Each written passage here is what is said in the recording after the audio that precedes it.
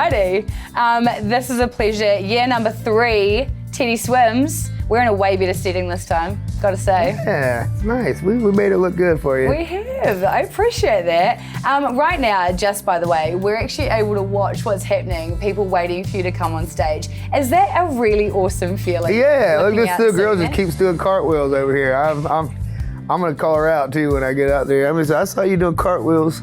Get up here, let me see you do one. No, I wanna do that too. No, but it would make her day. But obviously we were just talking about, off the camera, Borderline's opening for you. How on earth did you find out about Borderline to get them to be your opener? Well, my manager Luke showed me because we were looking for, we wanted to do somebody locally here that was, from here. I think it always goes better that way, and he's like, dude, you gotta check out this band Borderline, and I was just absolutely like, these guys. I mean, even a couple of days ago in Christchurch, all my team came in and was like, oh my God, dude, Borderline, they're amazing. And they absolutely are. And all young dudes too that are hungry and pumped to be doing it. So they're just bright-eyed and bushy-tailed and just ripping out there. So I'm really pumped to see them again tonight. They're really good. Oh gosh, it's what I love about you is how much passion you just have for everything. Even the people opening for you as an artist, but for New Zealand, and it's something that you've always spoken up about. Christchurch has been lucky enough to have you the last couple of years.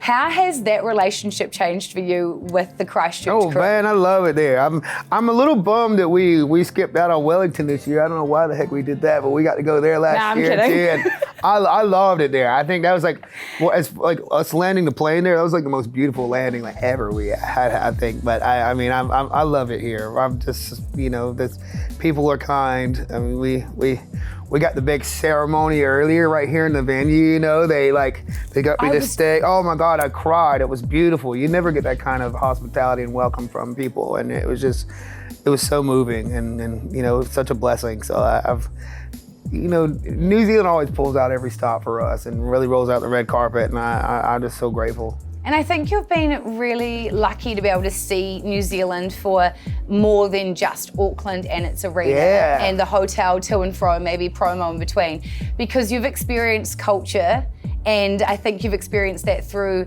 music with 660, through the welcome that you had today. Is that something that you research into when you're going to a country, or is it not until moments like this happen that you... Well, I think when it came to New Zealand, when we first started doing covers back in 2019, it was the New Zealand people, the Kiwis that were all over our page and was like the first people to care. And so, we did that 660 cover, Rivers, and just started catering to them and wanted to come out here and do this. And I know there's just always been a love for me, so I feel like I don't deserve out here that people just care so much out here, and I just owe it back. And I mean, every time we get here, they're just, again, they take out all the stops and do everything for us, and I mean, I'm really grateful to have made such good friends and memories here. And we actually, usually we kind of land and then the next day play and then leave. So tomorrow we actually, for the first time, get to go see Hobbiton too, which I'm super, super pumped about. I know it's like the Tory thing to do, but it's so dope. I'm really excited. Me and the whole crew are gonna go see Hobbiton tomorrow. So. Okay, now this is coming from someone who's not even been, and I live here.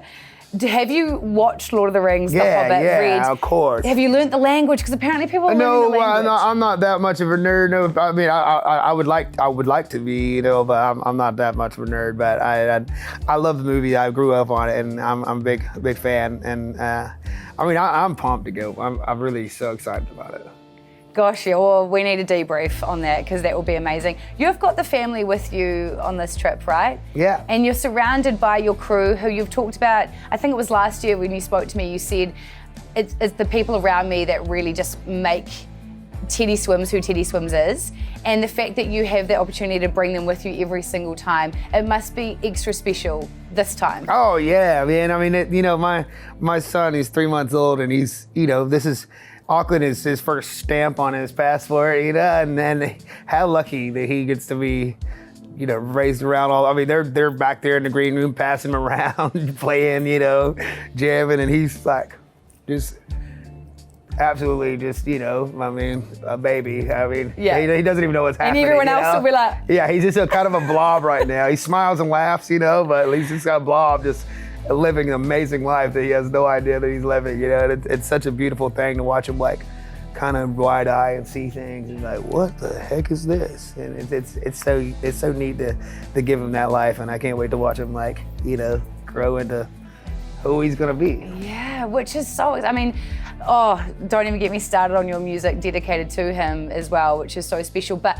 I just want to go quickly through, I tried everything but therapy, part 1, part 1.5, part 2, complete edition. Yeah, it's We've made it, dude. Yeah, it's over. Yeah, we're like the NRL performance was like was the last time like we were so excited. We're like, this is the last time we're gonna be looking at the color orange. You know, I'm like, so like orange is just.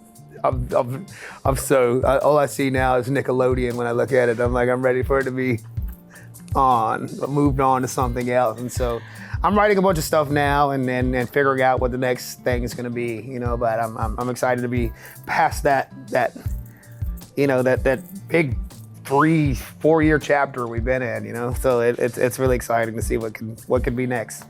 It was a special way to wrap it up though, like kind of where you are now. I think that's really cool. But what I've also loved, because massive country fan right here, all the country collabs you've been doing. Yeah. Like, can we talk about something about a woman? Like, holy. Man, Thomas Rhett is my best pal, dude. I love him. He's the best dude in the world. And I'm like, from my first song, Broke, he was generous enough to feature on, and I mean, giving me so much advice, and like, he's really been such a best friend of mine, but such a mentor of mine, and such an example for me too, especially being a family man. Like, he's the guy I call, you know, I have 4 daughters, you know. I think he's just announced another one too. Yeah. I'm hoping he's having a little boy this time, because I'm like, we got to start a band for these guys, man, you know. But you know, he's really just the most incredible person, and has given me so much advice on, especially this, and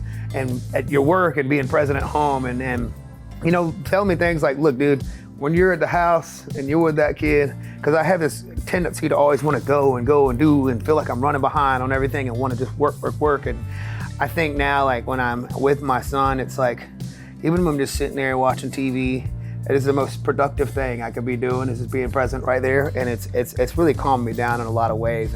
And Thomas has, you know, given me so much on, like, man, just be there, be present. This is the best thing you could be doing. And he's just, I don't know, he's just giving me so much love. And I could talk about Thomas Rhett forever, man. I love that dude. I love that man. I just love that. I mean, it takes that one thing to change your mindset in that way and change your perspective on it. Because you can still, as you know, chase those next things to chase. But it's those small little moments at 3 months old where you're like, oh yeah, this is like my second favorite job now. You know, this is like, I mean, I still of course want like the world domination and want to be the biggest, but like, it's not as like, I don't say it's not as important, but it's not near as important as being the best dad in the world. Like, as long as he thinks I'm cool, then hell with it. You know? Everyone thinks you're cool, man. You should have heard Mum and Dad. I mean, they say this every time I've caught up with you. Make sure you let him know he's more than welcome to stay at ours, blah, blah, blah. I'm like, come off it. Let's send him my love, please. When it comes to all of this, I feel like you've done quite a bit of cross-genre recently, and really like worked with a whole bunch of different artists, and really, like, I just feel like I've seen you in so many different areas. Is that something that you've set out to do, or is that just through your relationships and through your connections? Yeah, I've always been on the thought process. Well, personally, like, when it comes to music, I'm such a fan of this instrument, and I think it's such an important tool. And when I hear anybody like capable of doing something that I'm not capable of doing vocally, I'm like, it just makes me like so inspired, and, you know, kind of like in the, I guess the right way, competitive, like, how are they doing that? I gotta figure out how to do that. I gotta be able to do that. And I wanna know how to understand that and do it effectively. And there's just certain genres or certain songs can portray a different emotion so differently than something else, you know? And I think being able to navigate those avenues is such an important thing to be able to do. And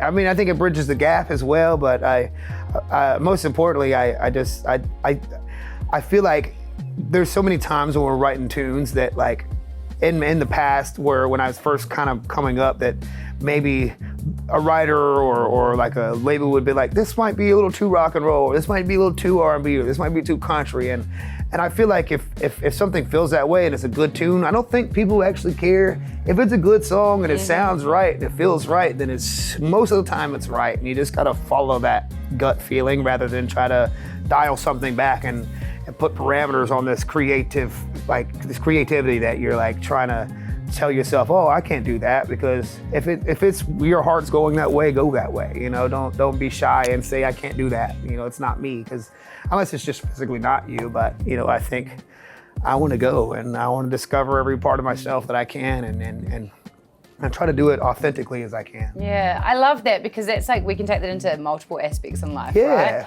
I'm curious, I know I have to wrap this up, I'm curious, vocally, where you haven't gone that someone else has gone, you might get jealous. Where is that? Can you think of a moment?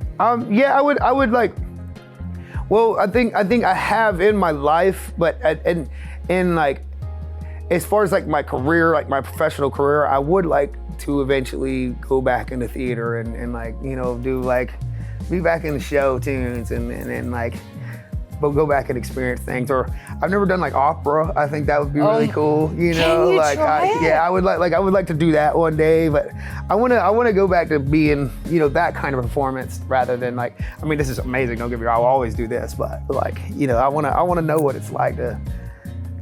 I want to take some opera classes or something. You know, do the whole big voice, you know? Yeah, because some of those notes are held for insane. minutes, right? Yeah. It feels like minutes, like they're held for so long. Yeah, I don't have the lung capacity for that. Hey, yet. you never know. Yeah, This is the thing. Yeah. That Teddy Swims competitiveness has to come out.